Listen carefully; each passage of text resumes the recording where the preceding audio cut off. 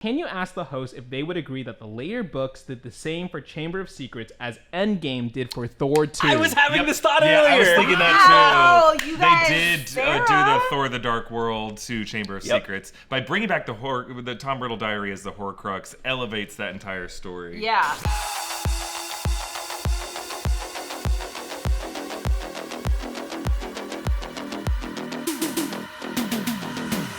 Welcome back to Behind the Breakdown! Expelliarmus!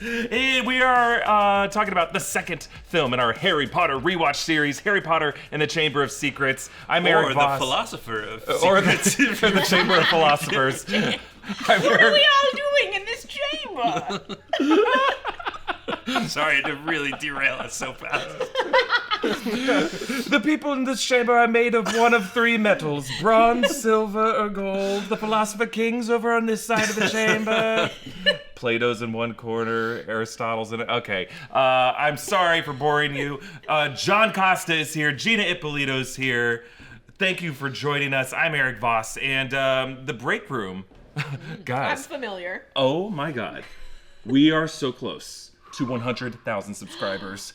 If you're not subscribed, just do us a favor. Smash that subscribe button. Oh my God. Hit the bell for notifications. If you like do this. it, then we get to force feed Evan a bunch of hot sauces? Is this how we do it? I think we're about to make this promise live on air. Okay. That we will do that.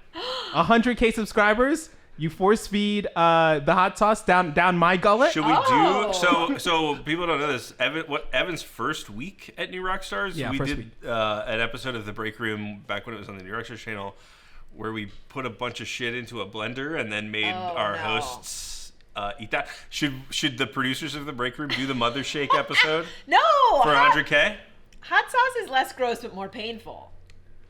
I'll do anything. Ooh, yeah. anything So first. hey, if you're watching, leave a comment what you think we should do for 100K. And it'll probably be me themed, I guess. But And maybe things that don't require him to ingest anything. I can ingest one singular thing. And if I can make the request that one singular thing that I ingest not be the hot chip, because I saw what happened to Zach after the hot chip. That was an interesting Did day. he have hot poops? Oh yeah. That's why that toilet doesn't work. He ate one chip and broke a toilet. The toilet just, gave up. And the toilet just slowly waddled into the ocean and drowned itself. And just flushed too much. Because if you flush too much in the toilet, then it's done. Before we get into some questions, Gina, John, I wanted to ask both of you, what was the biggest takeaway from when you were revisiting this film, Chamber of Secrets? You go first. And I want to hear the same thing from you too. Okay, I'm we'll gonna get to throw me. back at you at a certain point. I think when you're a kid, Filch is like a bad guy. Because like you when we watch these, well, at least when I watched these movies and read these books, like I was also a student and I was like, just fucking leave these kids alone, you old freaking creep. And then going back, like you guys did a good job of framing the tragedy of Filch as a character and like how he can't perform magic even though he comes from a magical family. And can you imagine like being around all these kids who are like swish and flick and you're like, I can't do that. Yeah. So I like really felt for him and his accusations of Harry are a little bit like, okay, it's a little kid, like he's probably not going around petrifying people or your cat or whatever. But it was just a good reframe of like, oh, that's a really tragic character, and we're going to talk a lot about the upcoming HBO Harry Potter series, but like that's another character that we could spend a little more time with. Yeah. I don't like that there are two characters in Harry Potter that love cats and are not nice people. Because like Umbridge is like, yeah, I love cats. Like, look at all of them. And then she's like, I'm going to disfigure you kids. And Filch is like, rah, I'm dancing with my cat at a prom. Yeah, is there any particular animal who gets a strong agenda in the Harry Potter IP? Dogs, all we really have for representation is Sirius Black. Yeah. Owls, I guess birds. They come off the A lot best. of rats. Birds come off the Yeah. best. Birds come off the best. Birds come off the best. Although we pointed out a lot in this breakdown that the Weasley's owl is Errol. For worse for wear. Not Let him retire. Let him retire. Just feed him little pellets for the rest of his life. I think I love everything that Jason Isaacs does in this movie. And the fact that he like didn't kind of want to do it at first, like he was like, no, I want to be Gilderoy Lockhart or no one, and then went on to eat every scene he's in is great. And I think just the fact that like some of the best lines in this movie were improvised, like there's so much improv in this. A line of Daniel Radcliffe, like of Lucius Malfoy saying like, let us hope Mr. Potter is always around to do some shit. And then he's like, don't worry, I will be. It's like, that was all improvised. And Draco's line was improvised when he was like, I didn't know you could read. Even like Lucius going to kill Harry at the end was like improvised. Like you would think on a movie like this, there's not going to be any improv, but it seems like Chris Columbus was like, go for it, guys. Improv the hell out of this. And then they kept most of it in, which I appreciate as an improviser. Well, we talked about this last week. Since they were shooting with young actors, they had so many cameras, so much coverage. That makes you think like, oh yeah, improvise all you need. We'll have the takes that we need because we got all of the coverage of all of the stuff in the script, and now you can go wild and do any of the improv that you want. Yeah. Yeah. I was surprised how fond I felt for Dobby rewatching this movie. This movie hit me at a certain time when I was in middle school. There he little is. Vladimir Putin. Little It really does. We will annex Georgia and Ukraine. We're gonna get sued. Warlord Dobby. Yeah, he's gonna take time out of his busy schedule to sue the Breakroom. The Crimeans want to be Russians. I really love Dobby revisiting this because when I saw these films, I had not read, when I saw the first two Harry Potter films, I had not read the books up until that point. I didn't know you could read. I couldn't. And that's why I didn't read them. Thank you. But I might have felt differently about Dobby had I read it. But the reaction to Jar Jar Binks and Phantom Menace, just having older siblings and my older siblings' two cool friends, just kind of like overly framed my worldview toward these characters, and I just saw Dobby as just like a little too annoying as a kid. And Toby Jones not only gives a great vocal performance, the CGI on Dobby holds up for a lot of it. Some of it not as great, but for the time, 2002, looks really good and rivals what ILM was able to pull off with Jar Jar Binks, and that's saying a lot. And there's just a lot of cool stuff with Dobby, and I think just the way the character is structured in the first or in the second film is meant to be kind of a little pest. But I really do love the character of Dobby, and just knowing where the character goes in the story. I wish they'd left him in, like in the other movies that he was supposed to be in. Yeah. I wish they'd left him in. You think that's a budget thing?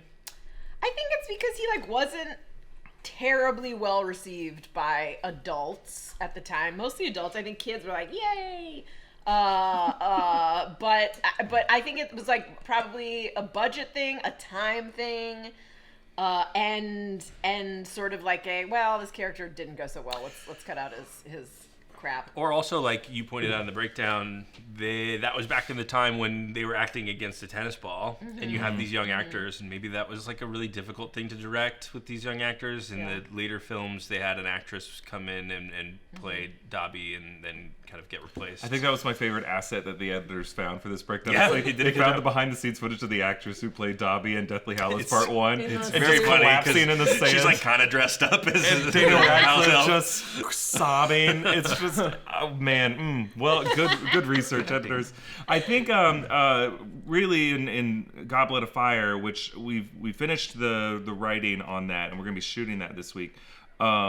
They really had to just remove so much of that book to make a film that they thought would be the most sensible, evenly structured film, and that just involved cutting Spew, cutting Dobby and Winky, cutting the whole Winky connection to the Crouch family, and really so much of the Crouch family backstory. And then so they had to just kind of pull it a thread. Well, if we remove this, we remove that, and eventually they're just like, we got to cut Spew and we got to cut all the house elves. There is like, you found like a blink and you miss it cameo of Dobby and Winky on a llama. I don't even know if they're Dobby and Winky or just random elves, but it's the Quidditch World Cup. They just like go by, and it's so quick. And like almost the effects are almost not finished. Right. It's a blur. It's very, very quick. So it makes sense for the version of Goblet of Fire they produced. I do think Goblet of Fire is might be the weakest film of the whole series. And it's just because the book is such a really cool story, like an interesting institutional mystery, that they had to remove all the institutional commentary on it so that you just don't, it feels so disjointed in Goblet of Fire. I know we're talking about Chamber of Secrets today, but we're talking about like the character of Dobby and his whole connection to this world just gets, backburnered, unfortunately, just because they made, I believe, the wrong choices by focusing in Goblet of Fire so much on the teen romance and not enough on the commentary that I think is at the heart of the Goblet of Fire book about how the various institutions that are designed to protect children often fail them by trying so hard to cut corners to help those kids get ahead. And that has been true when you see like celebrities bribing USC to get their kids in, and how is that really helping the kids? And that wasn't really in Rowling's mind, I'm sure, with Goblet of Fire, but like teachers trying to live vicariously through their kids, the media trying to get a good story out of kids' celebrities, educational institutions, government institutions, sports leagues just screw over kids so bad. And then by taking all that out in Goblet of Fire, it's just kind of on the peripheries of that movie. Which is funny because McGonagall does that in Philosopher's Stone. By giving Harry a broom and basically encouraging him to be different. I hard disagree. She is willing to give him detention so that he can't play in the game. That's how much she cares about standards and ethics and all this stuff. Here, they Harry, need a take seeker. some magical steroids. All right. Oh, that does happen in what book has liquid luck in it? Which is a placebo. Ends up being, right? I don't know. Or we don't know. Kind of a placebo. Well, they give Ron the placebo version of it. Yeah. I want just to bring it back to Chamber of Secrets. I also want I have a question. I want to also shout out some people. Black Loki and Storm Cutie, thanks for sending in bits. Black Loki saying I've been subscribed since Eric's first video. What was my first video? Ooh, I know what it real. is. Am I wearing this shirt in the video? Yeah.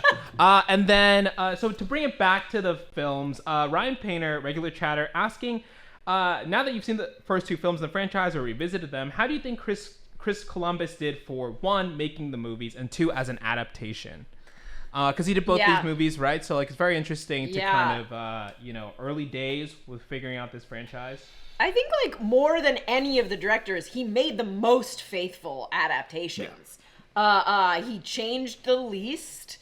And I think given that they were kids' movies for these first two based on kids' books, that was the right decision.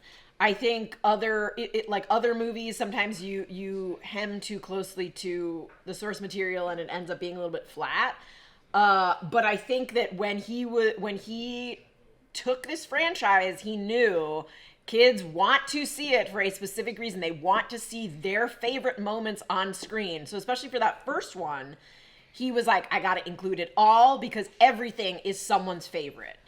And he did it. And then I think like after number two was when they rightfully were like, our audience is a little bit older now. I think they can handle it if it's not an exact adaptation. So I think he understood the assignment and he did it. I don't think he's necessarily the best director of the bunch, and I don't necessarily think they're the best movies of the bunch, but I think he is the one that understood the assignment the most out of all the directors.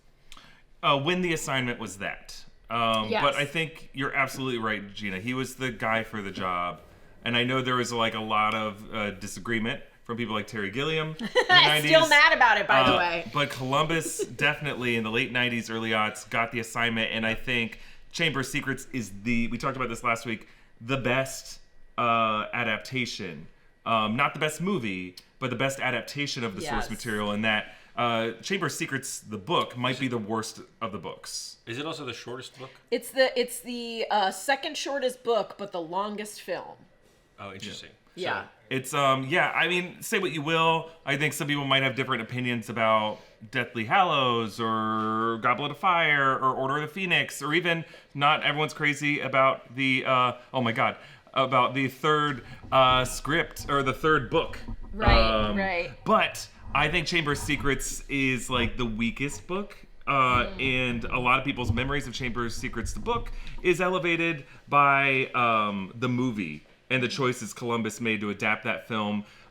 Chief among those choices, the casting of Jason Isaacs and Kenneth Branagh. Great. And just like the production design of the Chamber of Secrets location, the inclusion of Aragog, all the practical things that they did with the Basilisk and Aragog, just really freaking great. Yeah, I mean, and again, I know we're talking about Chamber of Secrets here, but like you cannot you discount the work that a director does in that first film. Casting choices, production design choices, all of these choices, music, like John Williams is not just going off, sitting in his house and writing all the music and coming back and saying it's finished. It's possible, but like there's always collaboration with these films, right? And I think that like to have an 8-film franchise, which is before the MCU, the most successful film franchise of all time. I think Bond might have done really well. I was going to say James Bond. But box office. But you know what I mean. But I think still box office, yeah. Sold more toys than James Bond did. And has theme parks and all this kind of stuff, right? Definitely. Like the work that you do on that first film is paramount to everything that comes after. Now, things change, right? Like the representation of how magic looks on screen is very different in these first early movies. They're kind of more like poofs rather than like zaps. I don't know. There's a lot more electricity starting. I don't really know how to describe it. So I like those changes that they make. I like the darker tone of the later films, but like setting the groundwork, he did a remarkable job, and I think like few directors are capable of like setting up a huge film franchise like that, especially one where young children are involved. He definitely had the hardest job. Yeah. He had the hardest job because he was setting it up. He was working with them when they were the youngest. I think by the time they hit movie 3, they were like, oh, acting. I get it. Right. Like they sort of like had it. But yeah, he had the hardest job, I think. Yeah, for sure.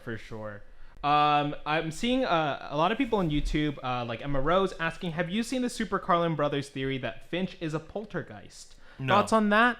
I've not seen that theory. Filch is a poltergeist, right? I'm seeing Finch, but maybe they meant Filch. Yeah. Okay. I'm not familiar with that theory. I'll have to check it out. I saw a theory that, like, I did see someone. I think they mean Filch. I'm looking it up. They're talking about Atticus Finch. Yes, Filch. From To Kill a Mockingbird. Wait a a lawyer second. and a poltergeist? Wow, how does he find the time? It's Filch is assumed actually To a Kill poltergeist. Mockingbird. Yeah, Filch. I have seen that theory online. I have not watched the video behind it. I think it's like an interesting theory. It's obviously not true. I think it's like the theory about Aladdin, where people are like, this takes place in a dystopian future where like all magic is actually like old, and it's like, oh, I love this theory. It's not true. And that's how I feel about this. But that's the space we live in. Anything is true until James Gunn says no. Always waiting for that tweet. Stop it. But yeah, should we pivot now to our favorite segment of comments? I have a comment for this section, but I'll save it to the end. For the format? I see. Comments is where we go back through some of the frequently commented comments of our breakdown on the new Rockstars channel and just address them and often apologize for making these mistakes. I apologize for nothing. Gina will I'm going to not. make you apologize for something that you potentially wrote. But If we get to 100,000 subscribers, Gina will apologize. we'll eat an something. apology. Yeah, everyone gets a goal now. When we hit 100K, we're assigning new We'll things. finally make okay? the No, I shirt want that the says hot sauce instead of the apologizing. Gina was wrong. I will gladly apologize, okay? This first comment actually showed up a lot on last week's Behind the Breakdown episode, and John had asked, and others were weighing in the comments about Lily Potter's charm through her love, through her sacrifice of baby Harry, why Harry was protected from Voldemort's killing curse. And, I kind of speculated that it might be fun in the HBO series to kind of dig into what exactly that old magic was and kind of codify it and identify it specifically.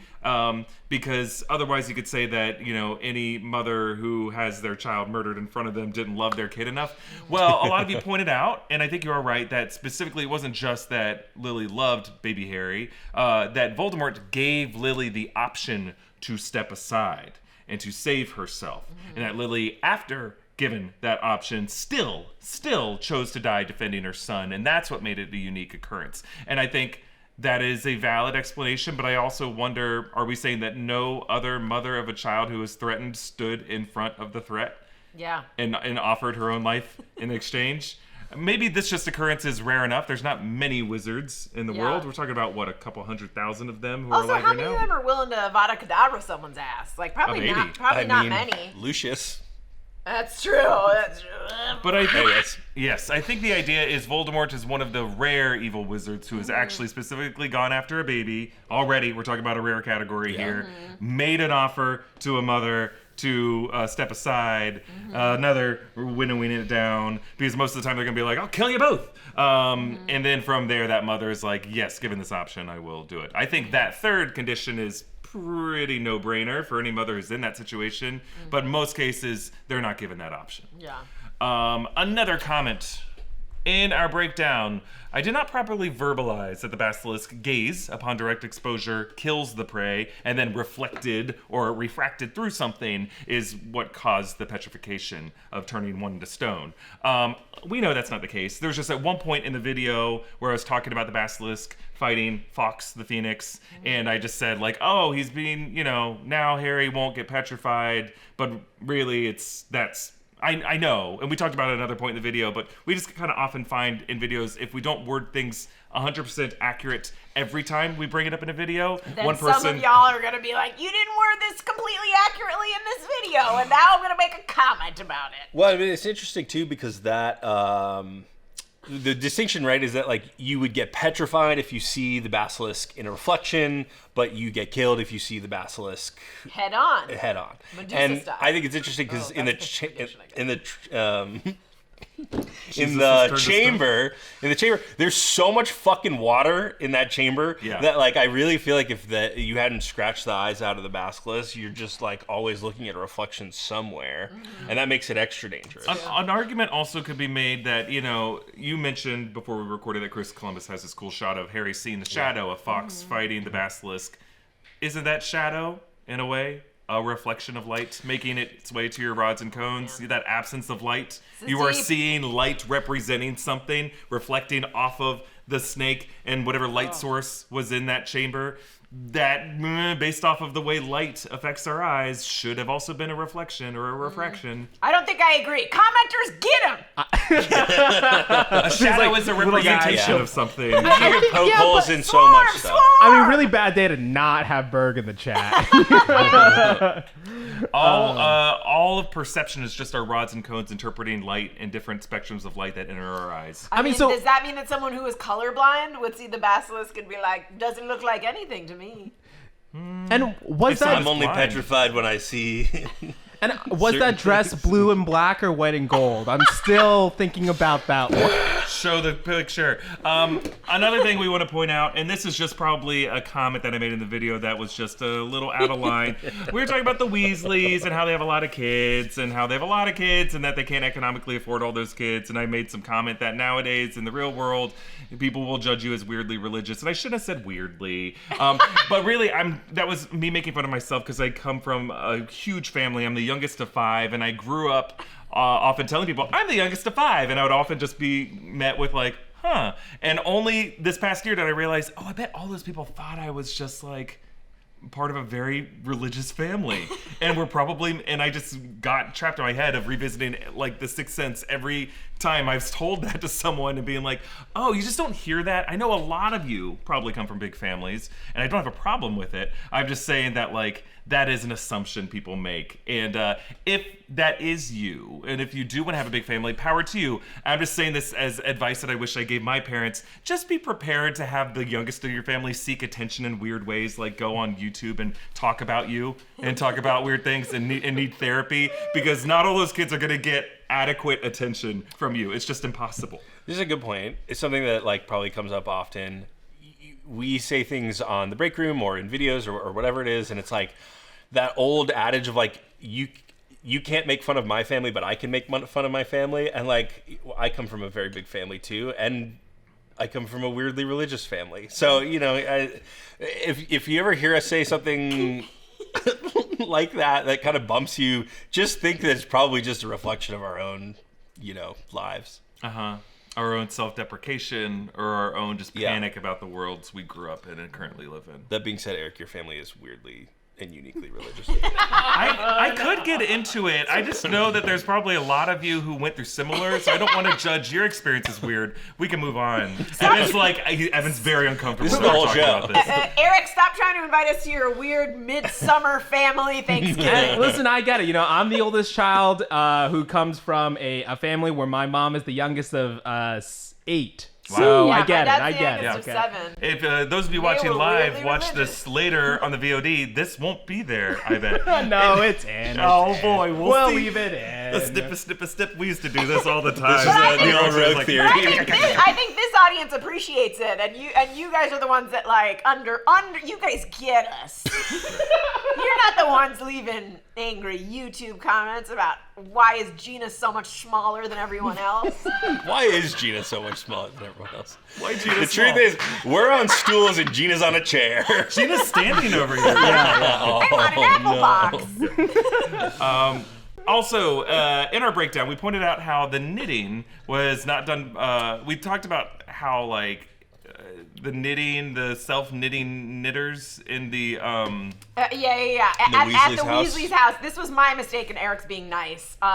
Because they did have a crew member's mother sit in the chair and knit for several hours so that they could get the knitting correct. But then they went in and added in a mechanism afterwards to mimic her needlepoint. And I think the way I wrote it in the outline was, they removed her in post and kept the needlework going. Many of you pointed out that I'm a dummy. I think you wrote it correctly, Gina, and I think I was just mush-mouthing it when I saw, they took him out! They made him invisible! There's a ghost woman sitting there in that shot! Shoot! And anyway, if you're in London, you can go on the Warner Brothers studio tour and see these actual mechanical knitting needles. That's kind of a fun detail. Nice. Anyway. Here's my comment. Here we go. Why do we keep referring to it as Harry's theme and not Hedwig's theme? I forgot. I meant to put It's that. been bothering Here's the me. thing. my I don't mistake, Think, my I don't mistake. think you said Harry's theme. I think you said John Williams' Harry Potter theme. That could be. And I will say that in later breakdowns we call it Hedwig's theme. We knew. I think it's one of those things that if you know, you're furious about it. But listen, again, if I said to you, the Harry Potter theme, you know what I'm talking about. But You're right, John. we're disgusting, depraved, pedantic assholes. Yeah. We're little slop you know what we're monsters, talking Gina. We're about. little You know what slop we're talking monsters. about when we say You're right. the Harry Potter theme. We're not saying that is the title of it. At least I wasn't. I should have known better. I probably just took out words from the script and just said, that's Harry's theme. I might have even said, this is not Hedwig's theme, this is Harry's theme. Because here's the thing, we got to know our audience. And those of you who care enough to watch Harry Potter content on YouTube, if we were to say Harry Potter's theme, you wouldn't know what we were talking about. You'd be like, you mean Hedwig's theme? So we're going to make sure we're accurate about You that. people must be great on dates. I kept my mouth shut until we were live on air. And maybe I should have said some things. I think It's they're great on correct. dates. It's correct in later.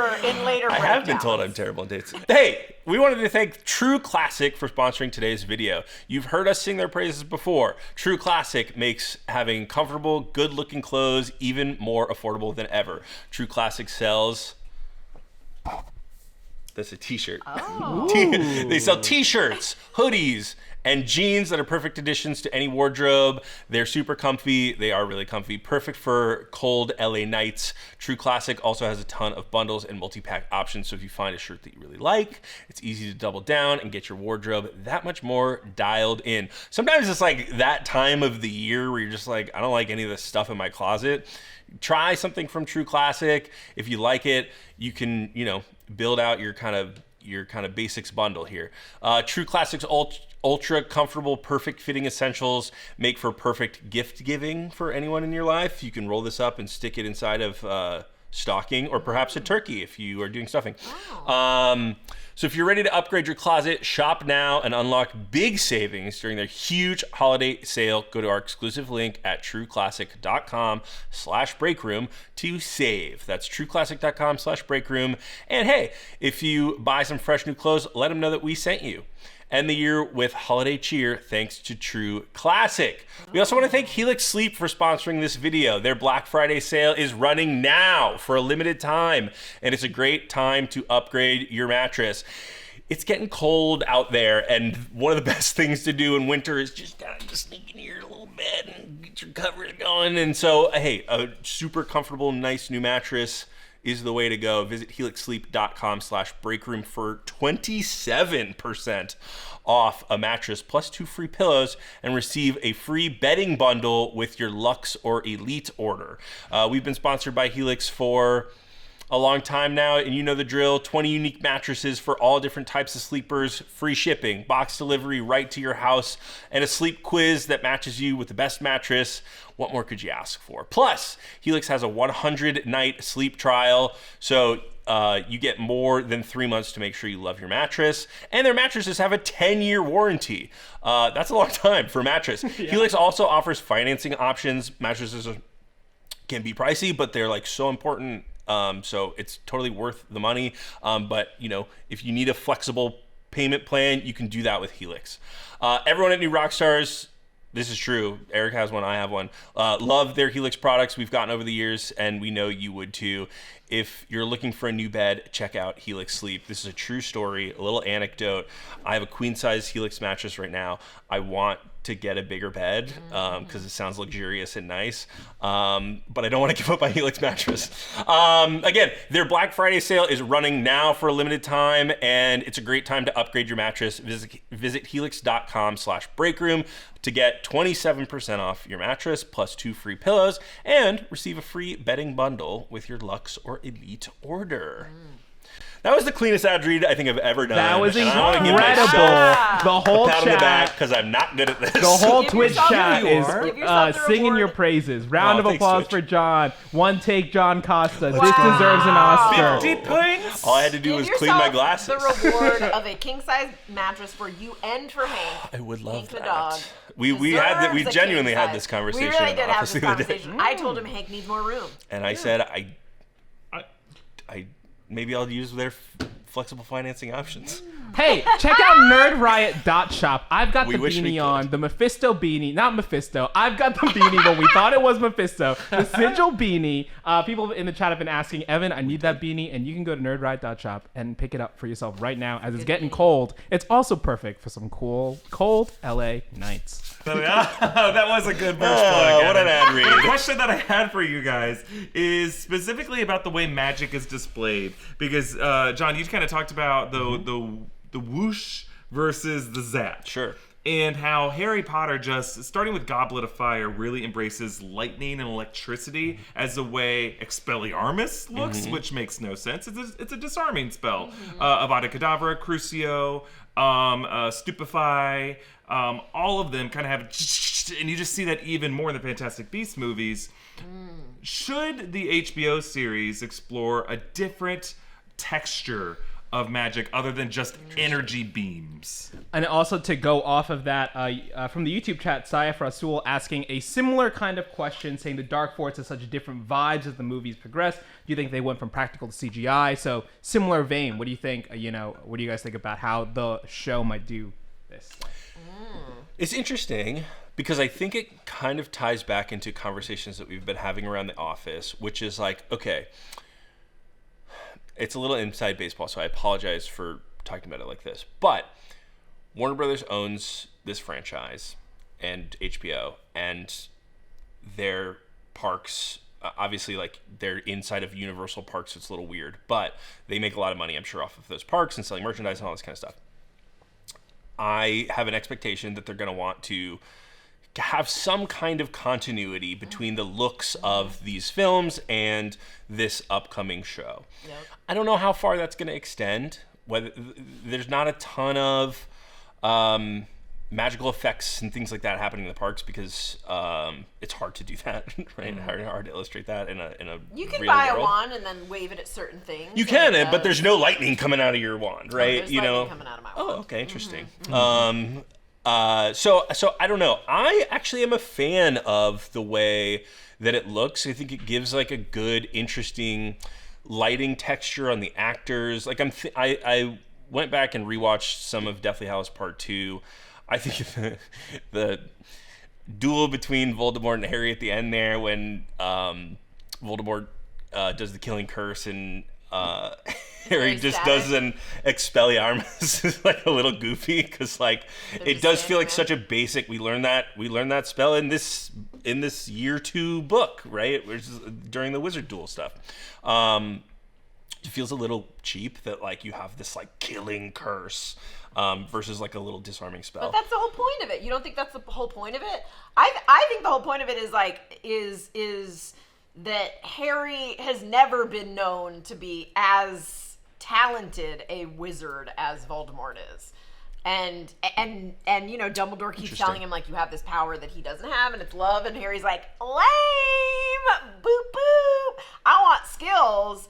And he uses like the one of the first spells that he learned in his innocence, and his whole thing is like he likes to disarm people because he does not want to kill people and he does not want to stun people, and this is the least dangerous spell he can use compared to the most dangerous spell you can use. So to me, at the heart of it, it is pure evil versus pure good.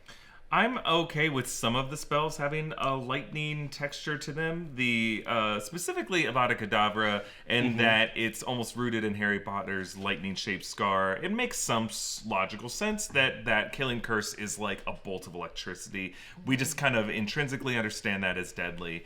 But what I would love to see is if there are other curses that just aren't different color versions of that. Right. It doesn't feel like Alohomora or Wingardium Leviosa or those types of spells need like a crazy No, yeah. But they say anything that is like an attack does. Expelliarmus should not be a bolt of green electricity, in my opinion. Yeah. Come up with something different, whether it's just like it takes in the Avada Kedavra bolt and does something to it. It like basically re-lassos it back to the wielder of the spell, of the wand that casts the spell, and like starts to tug it out of his hand. So Harry almost has it maybe around his wand, and it's like a tug of war, as opposed to both of us blasting in a direction that meets in the middle. It's more of just like one strand that we're each kind of pulling. There's tons of ways you can do it, and what I would love to see is like consider things like the Matrix's bullet time and the way that it showed the bullet as just kind of rippling through the air. There's other spells that you don't have to show the spell itself, but just show the way it affects and bends the air from our perspective. Other ways to consider. Kind of off that topic too, Eli Finelli asking, do you think the TV series will keep the major film set designs like Hogwarts, Gringotts, and Ministry of Magic, prop designs like the characters and wands and other significant objects? Like, how much do you think, again, like same thing with the earlier question about the Dark Forest, do you think there's going to be a lot of like consistent visual language between the series and these movies? I think John is right that they've not like backed themselves into a corner, but like you can't when one of the big things is you can go to the theme parks and see Hogsmeade and it's exactly like it, or you know, like we learn in Order of the Phoenix that the 3 broomsticks was built for the theme park before they showed it in the movie. So the movie copied what the theme park did. They took those designs and said to the set, like, I don't think you can change it that much. I don't think you can change the wands too much because, again, you can go to the theme parks and buy Harry's wand. You can go and buy Dumbledore's wand. That I disagree with because they probably want to sell more wands. But that's true. The wands, the robes, the stuff that they can make more money out of. I think they might. You can have two different. I mean, you call like legacy wands or whatever, right? Yeah, like, that's true. That's true. They could do the same thing that they did in Call me in Universal. Star Wars, but also in Star Warner Wars, Brothers. like Luke's, the hilt of Luke's lightsaber stays the same even when he's like an old man. So yeah, I don't know. I'm sure they're given a lot of here's what you can do, here's what you can't do. Yeah, it's with Star Wars though, there's like a weird thing that Lucasfilm has stuck to that Marvel and most other IPs have not, which is like other than the Disney purchase of Lucasfilm and their properties, and then considering the EU and a lot of other storylines to be non-canon, Legends, since then, everything has to connect. Like every comic, every game, every Disney Plus show, whether it's animated or live action, everything cannot contradict the story group's canonical sacred verse. And that has made it very frustrating for a lot of Star Wars comics writers, because they want to try to have some kind of like diversity in their storytelling and the way things work and the rules. And Hidalgo and that group is like, nope, cannot do it. And Marvel doesn't do that. Like, Marvel comics are kind of a separate thing from the cinematic universe, and so Marvel comics writers can be really weird whenever they want to be.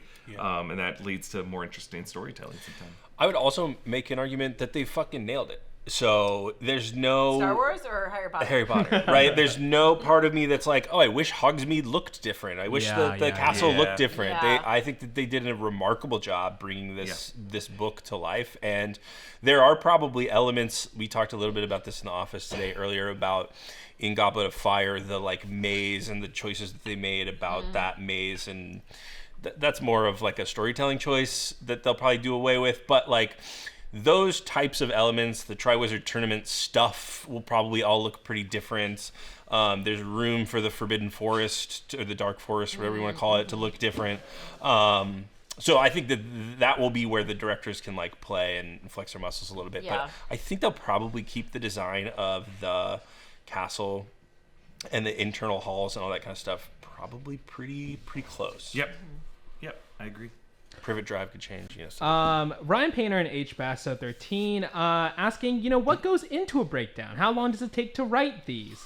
We don't have to, divulge all the secrets, but anything you want to share? You all want to share, Gina? Starts out lots fun. of cocaine.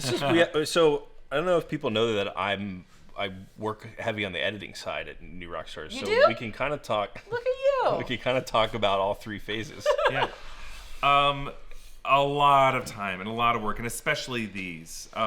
Anytime we do a breakdown, especially of like movies like the Harry Potter films that have been around for over 20 years and are based on a source material that has its own lore, like it is weeks of work. And Gina has been doing the lion's share of that work, rereading the books, watching the films multiple times, watching all the bonus features. I'm talking for you. No. I mean, there's a lot of, like you said, because these movies are so well loved, and because anytime they hit a big milestone, like they're like 5-year anniversary of Harry Potter, let's do a 2-hour special about Harry Potter.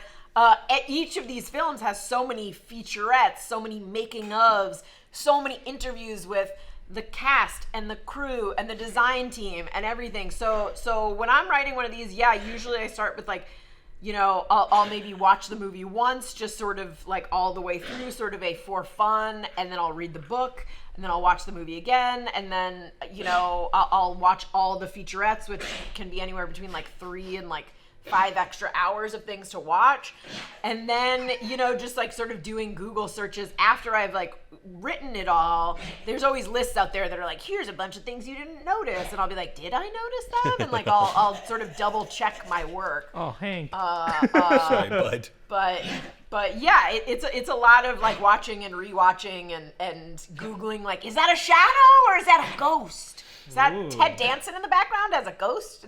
A lot of you guys ask like how many hours it takes. It varies project to project, but for this type of analytical work, New Rockstars takes the path of most resistance. We do the hardest version because there's a lot of people who talk about movies on YouTube, and they all do really great work, and they have their own kind of take on it. That's what I love about like just being part of like an ecosystem on YouTube. But the way New Rockstars does it is we just like challenge ourselves to find a new layer of meaning and attention to detail every time we break down a movie. Yeah. And so That requires us to just like look at the shot composition, listen closely to the music, listen to every podcast we can find of the filmmakers talking about it. Also, it's like it is such a group effort. Like you mentioned Berg before. Like Berg is like a nerdy expert on very specific things. His mom. If there's is a like mushroom super, in a show. Yeah, or like a sea creature, or like his mom is super into gardening and knows flowers. So it's not just like one of us being like, this is just like one person sort of like we all bring something else to the table. Which I find makes for a richer breakdown when there are more of us, more eyes, more experts. You know, John can talk about like the editing and stuff like that, and it's just everyone brings a different expertise to the table. Yeah, I think on most of these breakdowns, it's about 7 days worth of editing that we condense. Multiple people are working on them at the same time, so we try to, get it done in a couple of days. So That's because you have to de-age the hosts down 20 years. It's tough. Right? It's tough, and we do it live right now. We're all in our 70s.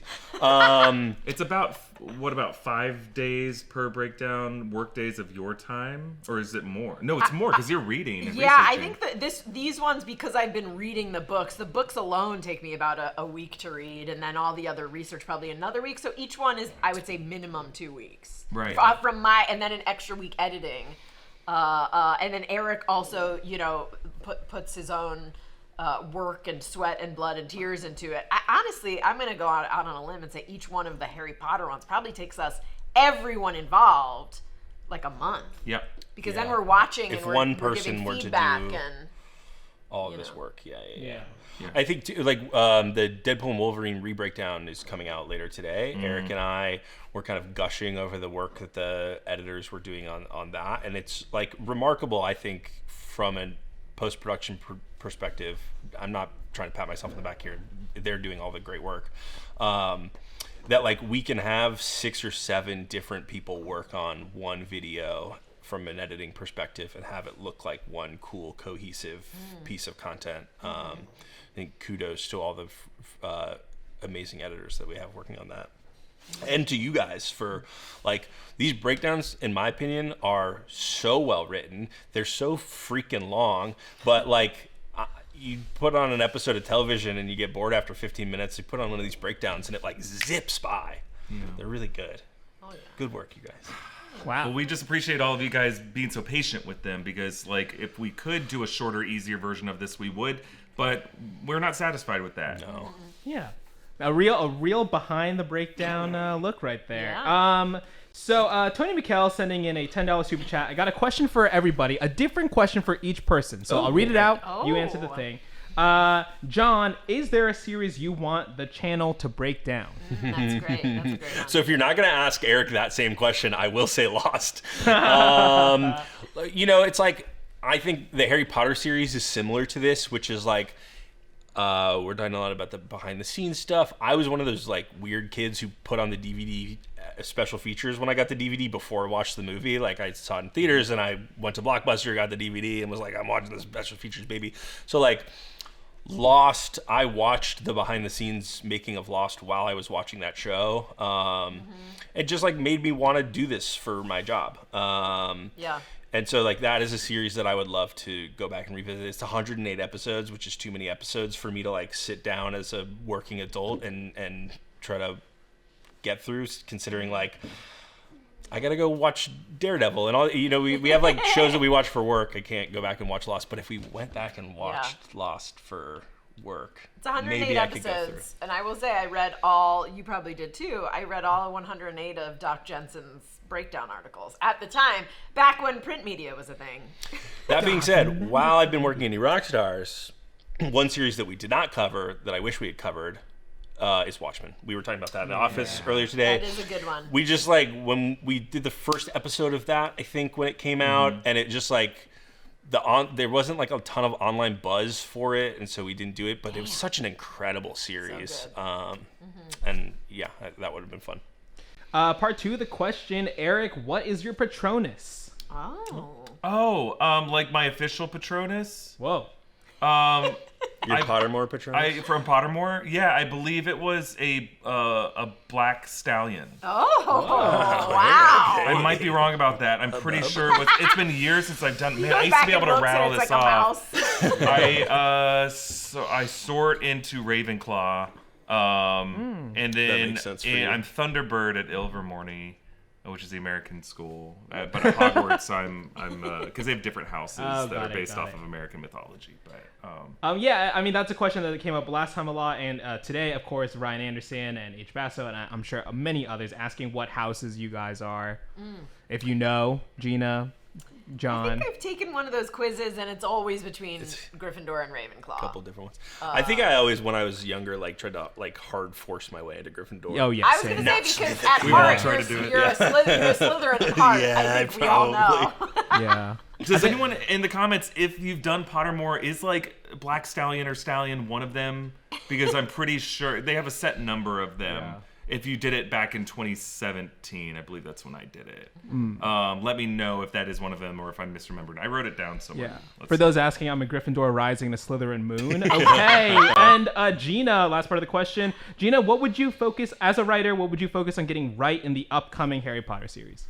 That's a great question. I think Eric goes into a little bit of detail in each breakdown where he does the room of requirement of things that they're required to get right. I think just because it's fresh in my mind because I just finished reading Half-Blood Prince and watching the movie, I want all of Voldemort's backstory in there. I want him. I want to see him from young Riddle. There's a lot of stuff sort of left out of that movie. They only leave in 2 flashbacks, when in the book there's 5 or 6.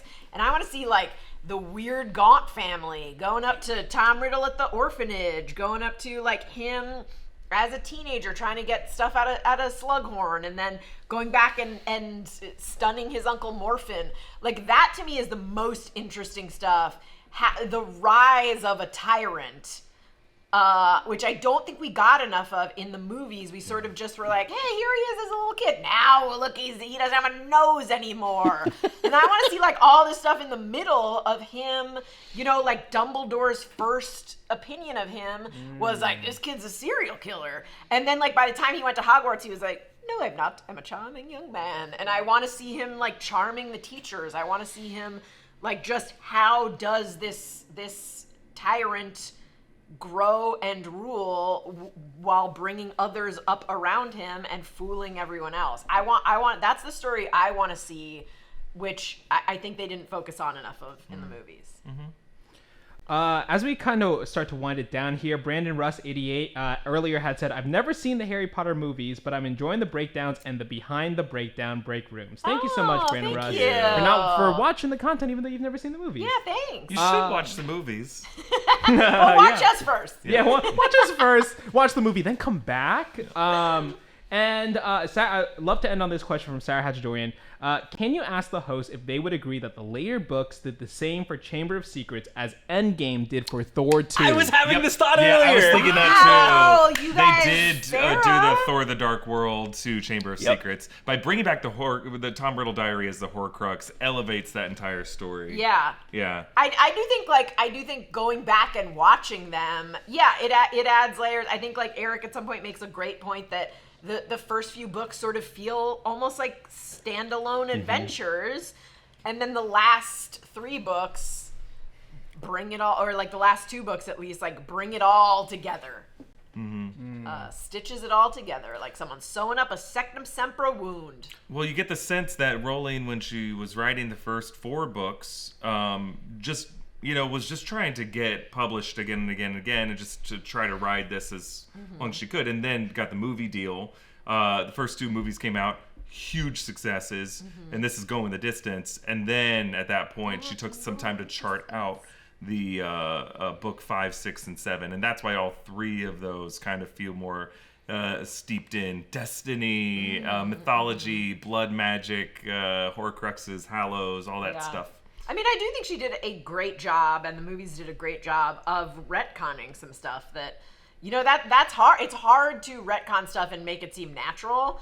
But I think the books do a really good job of, Dumbledore being like, I knew when I saw that diary and how the thing that came out of it reacted, that something was weird. And you're not like, did you? Oh, I don't think you did. You're like, yeah, this guy knows everything. This makes sense that he knew this. I mean, in the books, you absolutely feel this. The movies do a good job carrying this over, of just like little things that are just artifacts on a shelf come back and have huge importance. In this Chamber of Secrets breakdown, Gina, you found the beaded necklace in Borgen's books, and how that ends up being what's used by, which chaser is it? Katie Bell. Katie Bell gets given this as a gift, and it's bewitched, and it causes her to be cursed and nearly dies. That comes back. That prop comes back, and obviously the famous one, and when we're all looking for items that could be Horcruxes before book 7 came out, because Horcruxes are introduced in book 6, and they identify some of them, but we know that there must be more. So we're just going back through. I remember